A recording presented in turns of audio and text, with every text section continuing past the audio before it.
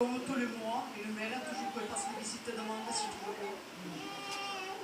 Et là, apparemment, tous les mois, elle passait ses visites et moi, je disais, est-ce que ça va, la petite va bien? Je disais oui. Et là, récemment, là, ça faisait très peu. Il allait faire 6 mois et elle devait passer la visite. Et je voyais qu'elle tardait à venir à la maison pour me demander des nouvelles. Parce que moi, dès qu'elle vient, alors la petite, elle fait comment elle va. Et il n'avait pas venu. Je disais, c'est pas normal, mon compagnon, qu'elle tarde à venir, ma fille, Vanessa. Et ce que je vois, j'ai mon beau-fils à la maison.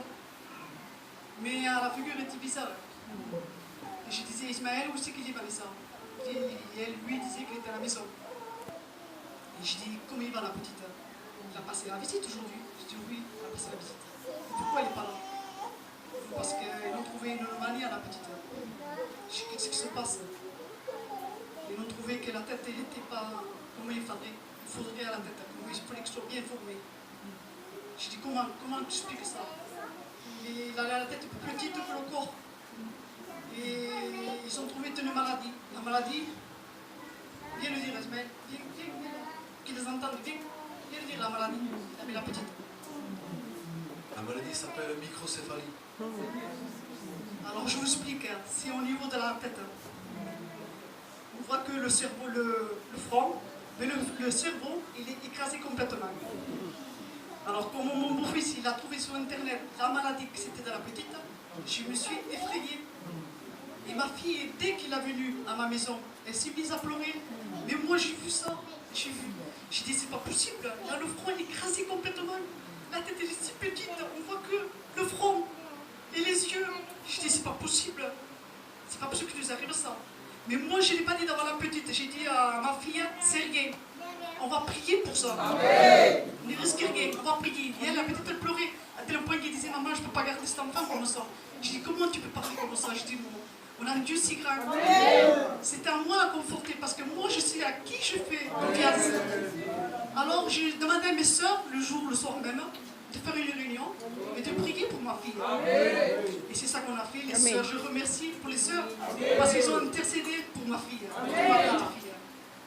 On a prié et le lendemain, on devait aller sur Montpellier parce que, impérativement, on devait aller sur Montpellier parce que le professeur qui avait sculpté ma fille a dit c'est pas pour moi, maintenant c'est Montpellier qu'ils ont fait.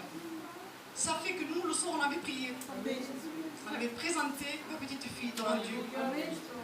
Mais moi, dans mon cœur, quand je suis partie à la maison, ça me bouillait encore dans mon cœur.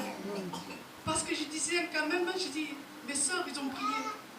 Mais moi, je n'ai pas voulu faire voir à ma fille que j'avais quelque chose encore dans mon cœur.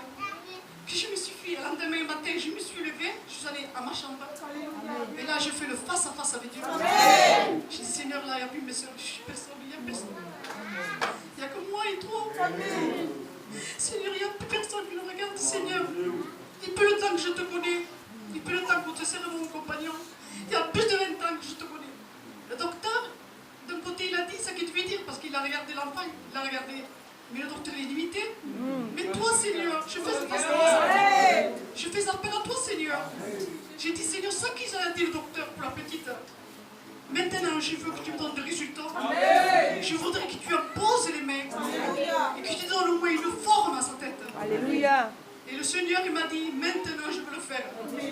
Mais moi, j'avais la foi dans mon cœur. Ça brûlait dans mon cœur. Je savais que la petite était guérie. J'ai descendu, j'ai pleuré, j'ai glorifié le Seigneur, j'ai glorifié. Parce que je savais déjà la nouvelle qu'il allait se passer. Amen. On est allé sur Montpellier, ma fille. On est allé sur Montpellier.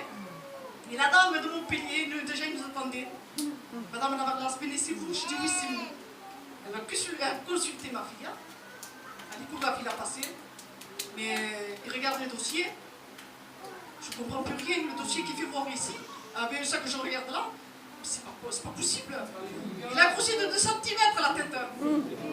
Et même il avait grossi la tête. J'ai dit, Seigneur, moi je le savais. Moi je le savais. Ma fille me regardait, me disait, maman, c'est pas possible. Mais oui, c'est possible. Oui, c'est possible parce que moi je possède. C'est Dieu. Et quand je suis venue sur Montpellier, que je suis venue à Perpignan, Le Seigneur encore il m'a parlé, il a dit, tu sais ce que tu m'as demandé? J'étais pas sourd, j'étais avec toi.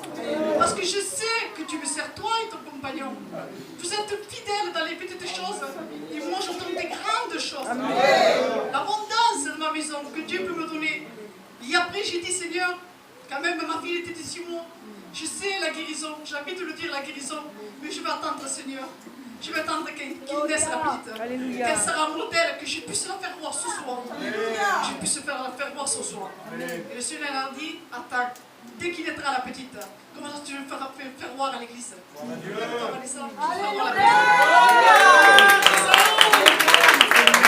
un bel exemple que le Seigneur a fait. Je vais faire voir ma petite fille. Il est en très bonne santé. Fais-le voir à l'église, Marissa. Tourne-la à l'église. Amen.